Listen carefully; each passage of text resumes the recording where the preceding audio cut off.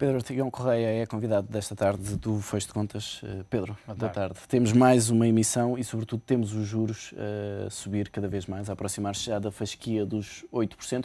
E o que se nota, além do mais, é que já não há uma grande distinção em relação às maturidades. Não é? Temos maturidades a 2 e a 3 anos quase tão altas como maturidades a 10 anos nos juros das obrigações portuguesas.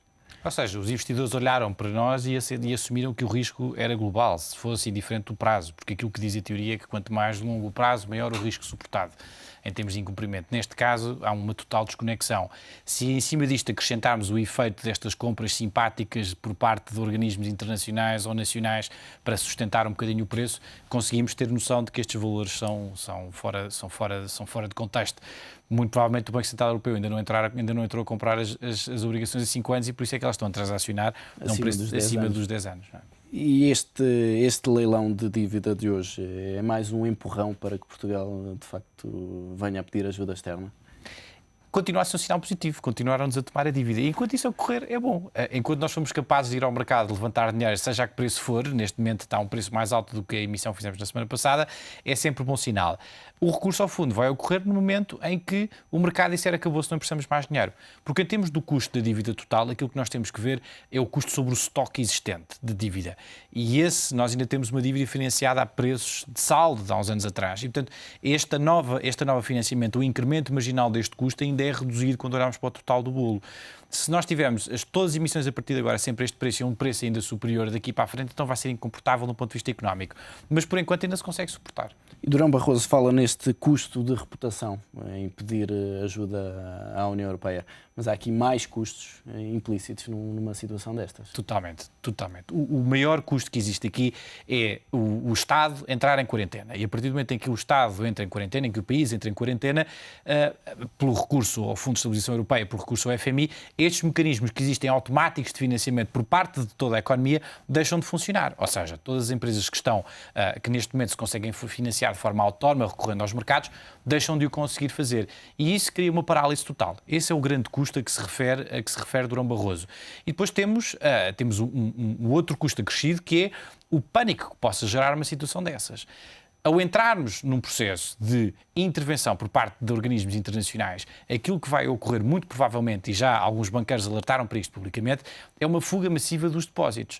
Ora, se nós tivermos o país paralisado a não se conseguir financiar e ao mesmo tempo a pouca fonte de financiamento que os bancos têm neste momento, que é os depósitos, enfim, o Banco Central Europeu é o verdadeiro fonte de financiamento dos bancos, se esses depósitos se deslocalizarem para outra região, então os bancos começam a entrar numa situação de stress que até aqui não tinham, porque os nossos bancos não tinham os mesmos erros dos bancos irlandeses e até de alguns bancos espanhóis que tinham nos seus balanços coisas que não tinham qualquer tipo de valor. E esse é o verdadeiro custo a que se referia Durão Barroso. Mas nesta altura Portugal tem mais alternativas para tentar contrariar esta situação? Pode ir tentando adiar. Isto é uma situação em que, se não houver uma solução de cima, conjuntural, que olhe para os países como um todo, esta pressão, este foco que está todo apontado para nós agora, de forma justa ou injusta, ele vai se manter. Podemos tentar adiar. Há coisas que o Estado ainda pode fazer em relação à execução orçamental.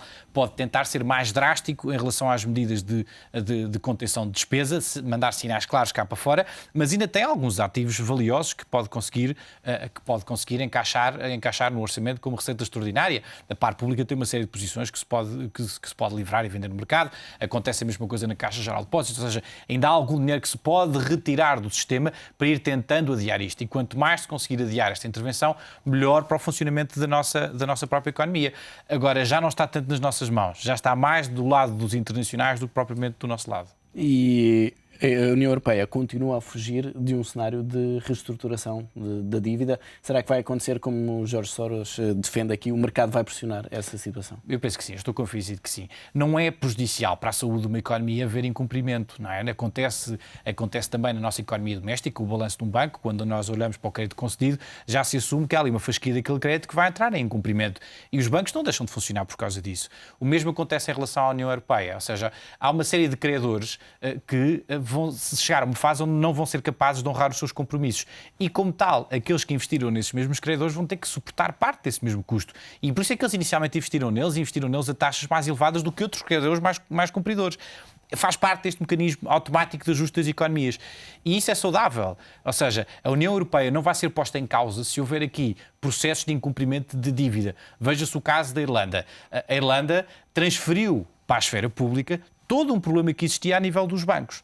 Nós podemos dizer que, se calhar, fez sentido ter sido tomada esta decisão, porque depois de tudo o que aconteceu com a Lehman e todo este pânico generalizado, os Estados têm que correr a salvar este tipo de situações. No entanto, se aqueles bancos tivessem entrado em incumprimento e a Irlanda, o Estado, não tivesse tomado conta daquele balanço, muito provavelmente a Irlanda estaria a financiar-se de forma autónoma neste momento. Portanto, faz parte dos mecanismos da economia esta partilha dos riscos. Haver indivíduos que têm mais risco e, como tal, vão ter que pagar um preço superior pelos seus ativos. E os investidores que estão do outro lado e que tomam essas mesmas decisões de investimento também têm que suportar esses mesmos riscos. Nós não podemos ter retornos grandes não estavam habituados a essa situação, sobretudo nas obrigações europeias, não é? É verdade, vão ter que se habituar.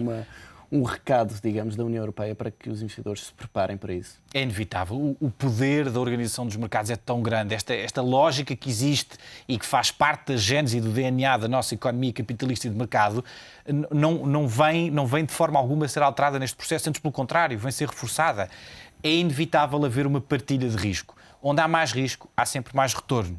Mas atenção, onde há mais retorno, há sempre mais risco. É inevitável nós acharmos que isto vai correr sempre de forma tranquila e que, pelo caminho, não vamos ter aqui uns solavancos e não vai haver aqui umas perdas também em termos de investimentos em dívida soberana. Neste Conselho Europeu Extraordinário de sexta-feira, acreditas que sairá uma mensagem que possa adiar aqui um pouco este pedido de auxílio por parte de Portugal?